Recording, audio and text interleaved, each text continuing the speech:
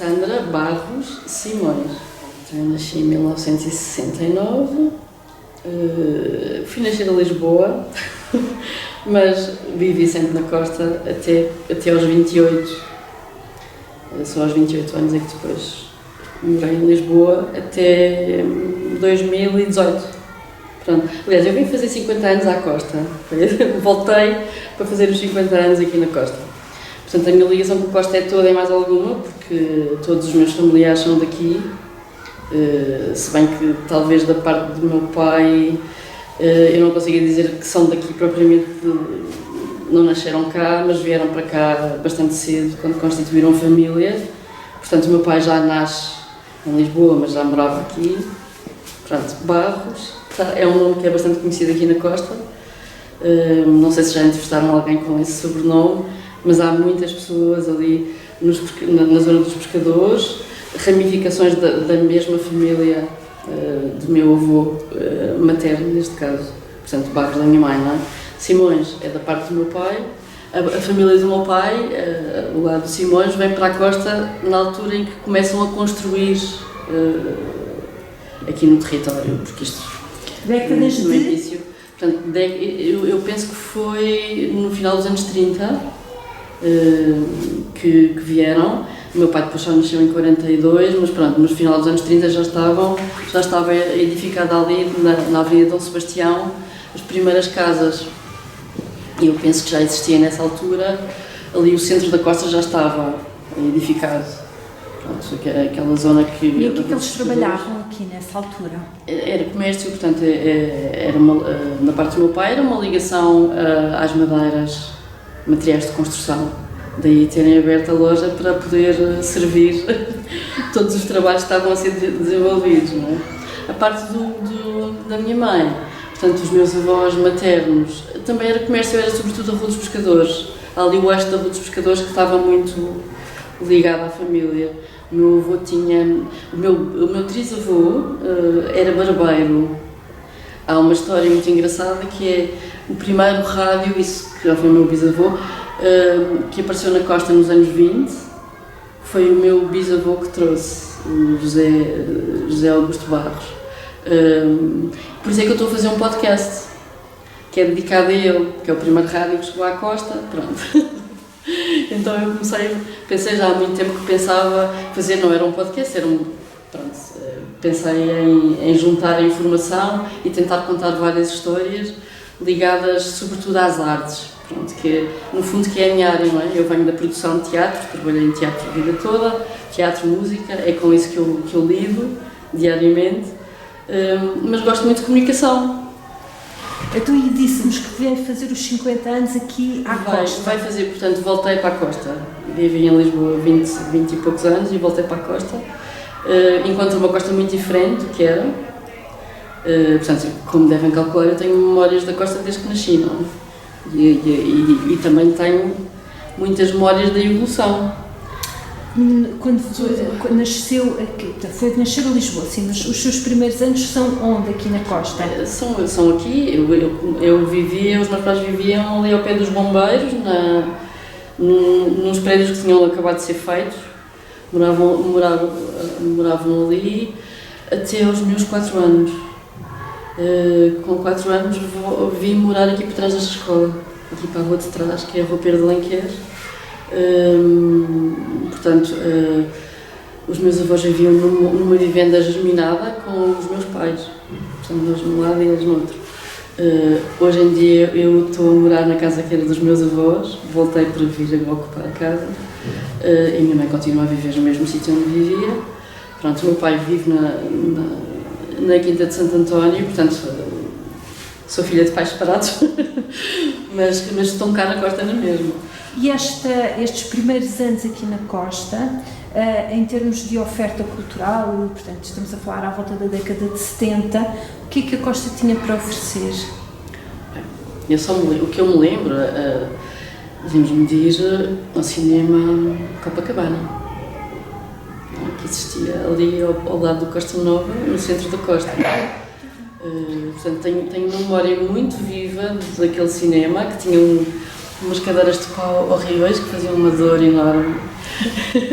eu não me importava muito, mas ouvia as pessoas todas dizer isso e lembro-me, tenho mesmo, se eu fechar os olhos consigo ver aquilo ali. Pronto. Depois tenho memória daquilo, da demolição e de andar a brincar no meio dos escombros. É demolido quando e porquê? Eu não sei, muito sinceramente eu não sei porque que... Isso é uma das coisas que eu ando a tentar perceber ao milímetro. É um dos episódios que eu tenho que fazer sobre o cinema Copacabana. Mas não sei a verdadeira razão. Mas eu penso que a razão tem a ver com especulação imobiliária já naquela altura. Por algum motivo começaram as coisas. Pronto, porque depois os anos 80 foram drásticos, não é? Se foram bons por um lado, porque havia se calhar, acho que foi a época que tinha mais oferta a nível cultural, porque tínhamos vários cinemas a funcionar ao mesmo tempo. Onde é que eles funcionavam todos? Funcionava, então havia, porque depois construíram o Pescador, não é? Aquilo foi tudo abaixo, foi abaixo de Costa Nova, foi abaixo... O cinema já tinha ido há muito tempo, mas havia o Cilcentro, que era o centro comercial nos anos 80, não é? Toda a gente ia passear ao centro comercial, o shopping estava na moda, pronto. E então havia esse cinema maravilhoso, que era um cinema fantástico, cujas cadeiras estão hoje em dia ali no Pescador, no cinema atual, que funciona como sala de espetáculo, pronto, e que foi adquirida pela Câmara. Pronto. Mas que eram aqueles sofás verdes, a pessoa sentava-se ali e aquilo era uma maravilha. Além de cinemas, teatro havia aqui? Teatro, havia um grupo de teatro que eu própria fundei com uns amigos, mas atenção, porque a Costa tem uma tradição de teatro muito mais antiga. O meu avô paterno era ator amador, pronto. E havia uma série deles, e depois havia o primo da minha mãe, o Baléu também, que também era. Havia assim uma grupeta aqui na Costa que eu até consegui identificar por fotografias que tenho, algumas, que eram atores. Pronto, e que iam ali para o sítio onde é hoje o Auchan, que foi a Meta, na Rua dos Pescadores, que era o chamado Casino, não é? onde passavam filmes lá em cima ao ar livre, e acho que faziam sessões de teatro, não é? Que há coisas... Amadores. Sempre tudo amador, não é? E na praça, mesmo, no mercado, a mesma coisa, que também havia o mercado, durante o dia era mercado e à noite virava sala de espetáculos. O mercado que... O mercado, onde o mercado existe, no centro da Até Costa. hoje, sim. Podia ser outro, podia ser... Não. É o mesmo que nunca mudou. Sempre foi o único mercado que a Costa teve, foi ali. Exceto nos anos 80, com a Feira dos Ciganos, não é? Que existiu. Em termos de mudança, portanto, da década de 70 até 2019, que grandes mudanças é que sentiu aqui na Costa? É tanta coisa. É possível que tenha alguma dificuldade em cronologicamente conseguir demarcar tudo. E sobretudo há uma coisa importante que é, eu vou-me embora em 98, não é? Na Expo, sai daqui na Expo. E eu lembro-me de um ano depois, pronto, eu voltava à Costa sempre com muita regularidade. Eu acho que o ano de 98 é que foi mais complicado porque eu estava na Expo e não vinha cá muito poucas vezes. Pronto. Mas o que eu senti foi muitos brasileiros a chegarem. Muitos. A partir de que altura? Ano 2000, 99, 2000, por aí. Eu tenho a sensação de, muito poucos anos depois de estar a viver em Lisboa, de vir à Costa e de não me sentir em casa, de sentir que estava qualquer coisa de diferente no ar. E a que é que se deveu esta avalanche de gente? O que é que se deveu? Então, isso nós sabemos o que é que se deveu, não é? Isto foram pessoas que precisaram de vir para aqui à procura de melhores condições de vida, e a Costa penso que sempre foi e sempre teve esse estigma de ser um sítio que recebe toda a gente, não é? Desde os primórdios, que a coisa é assim. Quer dizer, não se esqueçam que a Costa começa com meia dúzia de pescadores que vêm cá sazonalmente e que há um dia que se lembram, aquilo é o paraíso, vamos lá, mas é sentar a reais, não é? Porque isto não tinha acessos, vinha-se por mar ou por rio pela Trafaria a pé, porque não havia tudo, havia a rocha, para chegar até cá abaixo era complicado. De 2000 a 2019 continuam as mudanças, não é? Portanto, falou-nos da primeira grande vaga de imigrantes, digamos assim, de migrantes, Que outras mudanças é que se sentiu? Susana, isso é exatamente o tempo em que eu não estou cá, não é? É o tempo em que eu não estou cá a morar. Mas como tinha dito, continua Sim, a vir. continuo a vir cá. Eu tive uma grande tristeza com o Polis. Foi uma coisa que coincidiu com uma altura da minha vida em que eu estive a morrer porque fui atropelada e estive muito mal. E tive que vir um período para aqui, para a casa da minha mãe, porque não conseguia subir as escadas, que eu vivia num prédio em Lisboa. Pronto. 2005, Polis 2005? Não, foi 2008. E, portanto, e o Polis acho que foi nessa altura exatamente, 2008. Okay. 2007, 2008, por aí. Eu lembro-me de... eu não conseguia andar. Lembro-me a primeira vez que eu consegui andar ainda com muletas, que quis ir mesmo, porque tenho uma grande amiga minha que é vocalista dos Orquestrada, que é a Marta, que foi tocar ao Parque de Santo António já depois do programa Polis, e eu não consegui ir porque não podia andar, pronto. E eu fiquei com aquela, eu tenho que ir lá ver, tenho que ver o que é que eles fizeram ao Parque de Santo António, porque o Parque de Santo António era uma coisa, quer dizer, continua a ser, porque o sítio continua a estar lá, está diferente, mas está lá.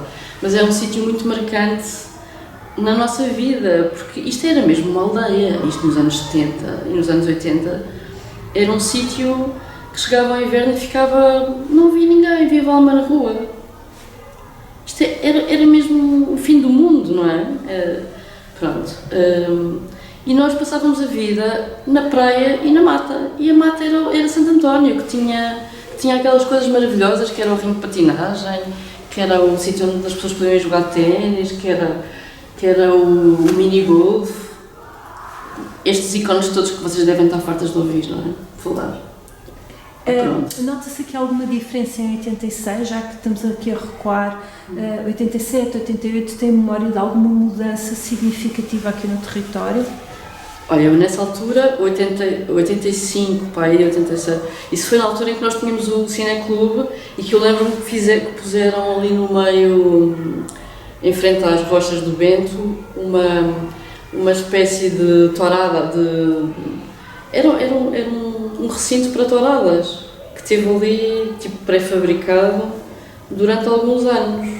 Eu não sei exatamente quanto tempo, mas que depois até fizeram lá concertos de rock e não sei o quê, pronto. Que eu lembro que o João Nuno Represas, que fazia parte do nosso cineclube, eu e o João Nuno estávamos sempre a dizer: epá, mas isto é bestial, porque nós vamos fazer aqui um festival. Ninguém não sabia falar em festivais, ninguém fazia festivais ainda na rua. Nós, epá, isto é muito bom, porque isto é um sítio que dá para fazer aqui concertos. E nós pedíamos à Câmara, e a Câmara não dava nada à Costa nunca, era uma coisa horrível. Estávamos a falar, antes disto tudo, sobre o teatro, que vocês perguntaram, não é? O Teatro de Papel, que foi um dos grupos que eu ajudei a criar com a minha amiga Yolanda Alves, que ainda hoje continua a dar aulas de teatro e a ter o seu grupo, e com o Caras, o João Ricardo, que também tem outros grupos, que foram todos para a Almada, porque aqui não pode estar nada.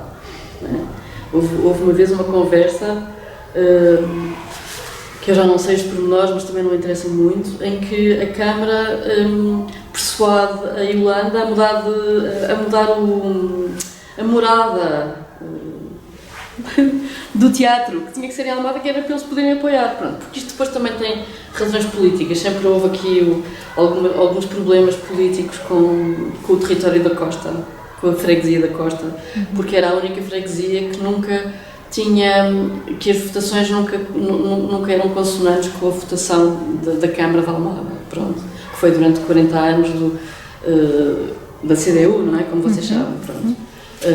E aqui na Costa a CDU nunca conseguia ganhar, portanto ganhava sempre ou o PS ou o PSD, temos que falar as coisas como elas são, porque era assim que acontecia, pronto.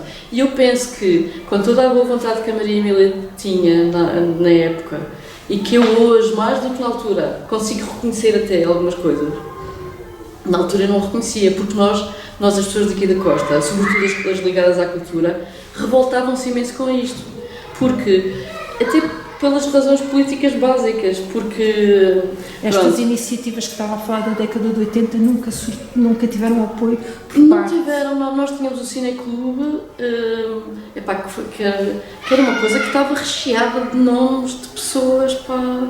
Cineclube completo era... 1984. 1894, que é o ano do primeiro filme português, pronto. Era o nome do Cineclube. E funcionava aonde? Funcionava no Pescador. Tínhamos as sessões lá aos domingos de manhã, onde eu às vezes adormecia. Eu fazia as bilheteiras e tudo. Mas aquilo era genial, porque eram filmes de uma qualidade extrema, haviam pessoas de Lisboa que vinham ver, pronto. Mas a população da Costa não adere. Já naquela altura não aderia. Sempre houve esse problema. Pronto, há aqui uma necessidade da aculturação, que acho que nunca foi feito. Uma proximidade com as pessoas que nunca foi construída. Pronto, eu penso que continua na mesma, porque hoje em dia existe a gandaia, que bate palmas, porque, pronto, eu acho que tudo o que existe do ponto de vista cultural a ser desenvolvido num sítio destes é bem-vindo, não é? Pronto, e eles próprios, a sensação que eu tenho é que eles vivem muito para dentro, que não há uma comunhão com a população, que não conseguem atrair as pessoas para irem ao encontro deles, não é? Nesta década de 80 que me estava a falar, há alguma ligação com os pescadores? Há alguma ligação com algum tipo de arte tradicional aqui à volta? Ou a oferta é uma oferta diversificada, que não se prende com estes elementos mais identitários do território? Se pudesse caracterizar, o que é que diria sobre isso? Eu acho que não era relevante, na época eu acho que não se dava por isso. É assim, internamente nós sabíamos que sempre há uma tradição de artesanato no meio das pessoas. Eu conhecia, alguns já morreram, pronto. Eu penso que ainda existem pessoas que seguiram um bocadinho essa arte. Pronto, muita gente a fazer barcos em miniatura, por exemplo, eximiamente. Belíssimos, coisas lindas. Pronto, nunca aproveitaram isso como fonte de rendimento. Faziam para oferecer aos amigos, para ter em casa, nunca com uma perspectiva de fazer negócio com as coisas. Pronto. Nem as próprias paróquias, porque há várias paróquias, não é? Sim, a paróquia da Costa da Caparica eu estou intimamente ligada porque eu fazia parte do grupo de jovens, pronto. Portanto, eu conheci o Padre Mário, foi um padre que esteve aqui nos anos 60 e morreu no final dos anos 80 e que fez um trabalho incrível, conseguiu construir uma igreja nova, construiu a nova igreja e fez... E tinha um grupo de jovens a funcionar, que éramos todos nós, que éramos uma série deles, que hoje ainda por cima está tudo ligado às artes, que é uma coisa fantástica. O Padre Mário eu acho que ele era um homem do teatro, escondido. Pronto. Ele veio da paróquia de Santo Velho, para cá. Ele bateu os anos todos. Pronto, toda a gente conhece o Padre Mário, não é? O Padre Mário Lopes. Depois ele faleceu no final dos anos 80, já com a construção da igreja, com a igreja edificada, já se faziam ali coisas. Depois veio o Padre Pires, que é uma pessoa completamente diferente, não tem nada a ver. Do ponto de vista de comunicação, é uma pessoa que comunica bastante mal com os paroquianos, mas que tem uma mais-valia inacreditável. A obra social que ele faz é uma coisa do outro mundo, vocês não têm noção. A sério, investiguem, vão investigar, a sério, convido-os mesmo a irem lá e a fazerem esse trabalho, porque ele não fala nada. Se as pessoas não perguntarem ou não forem investigar, ninguém sabe. Porque não se vangloriza com isso, não anda a dizer. Mas é mesmo uma obra extraordinária. Não sei se sabem, mas existem a morar aqui na Costa da Caparica muitas etnias. Eu morei 20 e tal anos nos Anjos, em Lisboa. Eu acho que é parecido. Eu vim aqui uma vez, convidada por ele no primeiro ano em que voltei à Costa. O meu filho faz parte de uma orquestra, fazia parte de uma orquestra da Escola Nuno Gonçalves, em Lisboa, e eu trouxe a orquestra para cá, para eles tocarem, com as comunidades todas que existem aqui na costa. Num encontro que o Padre Pires promove anualmente, em que reúne toda a gente e põe todos os países a fazerem, a cozinharem as comidas que eles normalmente estão habituados, não é? E aquilo é uma coisa doida. Eu quando vi aquilo fiquei maluca, porque tinhas tudo, podias ir de uma ponta à outra do mundo a provar comidas diferentes. Mas disse há pouco que tem uma grande mágoa com a polis. Tenho. O que é que se passou? Eu não sei se tem a ver com essa época, não é? Que eu estava bastante frágil, mas aquilo foi tudo destruído. Ora bem, eu tenho uma premissa que é assim, que é uma coisa que eu acho que é um bocadinho sonhadora. Quando as coisas estão bem, não se devem mandar abaixo, devem-se melhorar, não é? Vês o que é que está bem e melhoras o que não está bem. Eu sou absolutamente contra destruir para reconstruir. Ainda por cima em casos destes, em que estão ali coisas que não estão estragadas, que podem ser aproveitadas, que têm uma história. Estamos a falar? Estamos a falar disso tudo que eu tinha dito há pouco, do ringue de patinagem, do mini-golf, da própria estrutura das árvores, da forma como as árvores estavam ali, que aquilo era uma floresta, onde as pessoas, para chegarem à praia, tinham que passar por um caminho, que era uma estrada de alcatrão, assim, até chegar ao mar, e aquilo era uma caminhada muito interessante de fazer e que está na memória de toda a gente. E aquilo foi tudo destruído, quer dizer, deitaram as árvores todas abaixo, voltaram a semear coisas novas, mandaram abaixo o ninho e a choupana, que eram 2 cafés, com uma esplanada maravilhosa no meio dos passarinhos. Pronto. Ou seja, destruíram para voltar a construir coisas que podiam ter sido arranjadas, que era muito bom, aquele dinheiro todo que veio, aquilo podia ser, já viram, ficava ali tudo. Antes dessa data, a década de 90, 94, 95, com o secretário de Estado, Carlos Pimenta, não se sentiu aqui alguma mudança com as suas demolições de algum tipo de edificado, clandestino? Não... Então, mas isso aqui na costa já se sabe o que é que aconteceu, não é? Nós tínhamos ali, exatamente numa das partes dessa mata que desapareceu, havia, infelizmente, uma zona que estava completamente cheia de barracas que nós nem conseguíamos ver muito bem, porque aquilo estava camuflado com as árvores, não se via. Falava-se, dizia-se, temos medo de passar ali porque não sei o que é que se passa, porque, pronto, aquelas coisas de filme, não é? Pronto, isso depois foi tudo, saiu dali tudo e depois começou a aparecer no sítio onde hoje está, que era a entrada da costa, que está aquele aglomerado gigantesco de casas, de barracas. Mas estas demolições não afetou a vida, diretamente a vida cultural, a vida de convívio de rua, etc., aqui da costa? Ou sentiu-se alguma diferença? Eu em termos de edificações, o que a mim pessoalmente me marcou foi a construção das Torres da Europa. Mas porquê? Porque eu vivia atrás de uma, não é? Pronto. Ou seja, aquilo foi durante, eu não sei exatamente quanto tempo, mas durante muitos anos nós não dormíamos. Até muito tarde, porque começavam as obras. Há fotografias, não sei se vocês já viram alguma vez, fotografias da edificação das torres. Foi aquela carreira toda ali em frente, desde a Praia da Saúde até à Praia do Paraíso, de torres, não é? Aquilo antigamente não existia, eram pântanos, vinha a areia vinha até ali. E depois havia ali uma zona pantanosa, que é onde a minha casa hoje está, é por cima de um pântano. Pronto, por isso é que tem uma espécie de alicerces de baixo com respiração, pronto, aquelas coisas básicas da arquitetura, não é? Que eles fazem para não haver problemas de infiltração das águas e umidades, etc. Mas aquilo era uma zona pantanosa. O que posso dizer é que, quer dizer, está à vista aqueles prédios todos que nasceram, entretanto, desalmadamente, por todo lado, e de uma forma sem regra. Porque eu penso que isso também é política, também tem a ver com a política. Acho que a Câmara de Almada sempre teve uma abertura para que este território aqui fosse um bocadinho selvagem, que pudesse ser feito o que se quisesse, porque era para o povo precisava de espaço É como a história do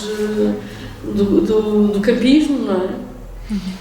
E ainda dentro dessa lógica de povo, há uma forte desindustrialização na década de 90 também, quase ali a chegar às vésperas da Expo, e que se vai estender até o Cais do Ginjal, não é? E toda aquela zona que hoje nós sabemos como está. Sente-se alguma mudança que possa ser evidente, de se ocupar esses espaços com outras coisas, de haver alguma tensão social ou não? Eu acho que isso é sempre uma vontade política, essas coisas acontecerem ou não. Acho que há sempre, da parte de todas as pessoas, mais uma vez ligadas às artes, pronto, todas as pessoas ligadas às artes têm sempre essa tendência de ir à procura de espaços devolutos e de dizer, olha, aqui podia haver, como aqui na Costa, temos por exemplo a Casa da Coroa que foi mandada abaixo, não é? Temos a Casa da Coroa, temos o turismo, pronto. Eu na minha opinião, esses dois exemplos aconteceram, mais uma vez, por causa da política. Foi um ato político. Sobretudo o turismo foi de certeza absoluta, porque todos esses edifícios são muito Estado Novo, não é? Foram construídos no Estado Novo. É como a história dos Capuchos, da Roda dos Ventos, do Jardim dos Capuchos, que foi destruído, ou que foi destruído, pronto. E não há outra explicação, quer dizer, destruíram aquilo porquê? É porque aquilo tem reminiscências históricas ligadas ao colonialismo, quer dizer, disparate, não é? Disparate para mim, para eles não. Pronto, mas isso aconteceu em vários sítios. A Casa da Coroa era uma coisa particular,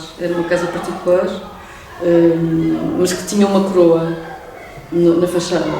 Pronto, isso é aqui o ex-libris da Costa da Caparica falar sobre a Casa da Coroa, onde nós achamos que devia ter ficado um museu, onde nós achamos que podia ter ficado... N coisas podiam ter acontecido naquela casa porque era uma coisa simbólica, era um espaço simbólico. Porque aqui não há monumentos nenhuns. Monumentos? Sim. Não existem monumentos, não é? Não há aqui nada... As coisas mais antigas que existiam, que não tinham propriamente o valor arquitetónico, tinham se calhar um valor simbólico histórico, para além da igreja matriz, o convento foi abaixo. Não é? Eu quando nasci já não existia o convento, só haviam pedras no cimo do monte. E a minha mãe ia comigo lá buscar as pedras para o presépio. Portanto, o convento, que era a grande coisa daqui da Costa. É a capela, não há mais nada. Depois era a Casa da Coroa, que é o sítio onde o rei Dom João VI veio comer a caldeirada com o pescador, não é? E pronto, não temos aqui mais nada. Havia realmente o turismo, que era uma peça arquitetónica que eu acho que tinha bastante interesse, muito sinceramente, pronto. E que é muito mais bonito do que existe hoje e que foi abaixo e que ninguém sabe porque que foi. Foi a Câmara que mandou aquilo abaixo. Eu parece que estou sempre a dizer mal da Câmara, não é por mal, pronto, estou a constatar um facto. Em termos assim, daquilo que poderíamos dizer de perspectivas de futuro, se pudesse identificar aqui 2 ou 3 potencialidades na Costa, apesar de todas estas mudanças que foi fazendo referência, quais eram assim as três grandes hipóteses da Costa crescer em termos culturais? Em termos culturais eu quase que me recuso a responder porque eu não sei. Eu gostava de saber. Gostava de perceber como é que se atrai pessoas para a Costa. Pronto. Eu acho que, por exemplo, um festival de rua com coisas a acontecer na rua, de teatro, é uma coisa tão óbvia que se devia fazer aqui. Temos aqui no verão a Costa cheia de gente. Alguém que investisse nisso, a Câmara de Almada que investisse nisso. Pudesse fazer. Pois temos o surf, não é? O surf é um ícone.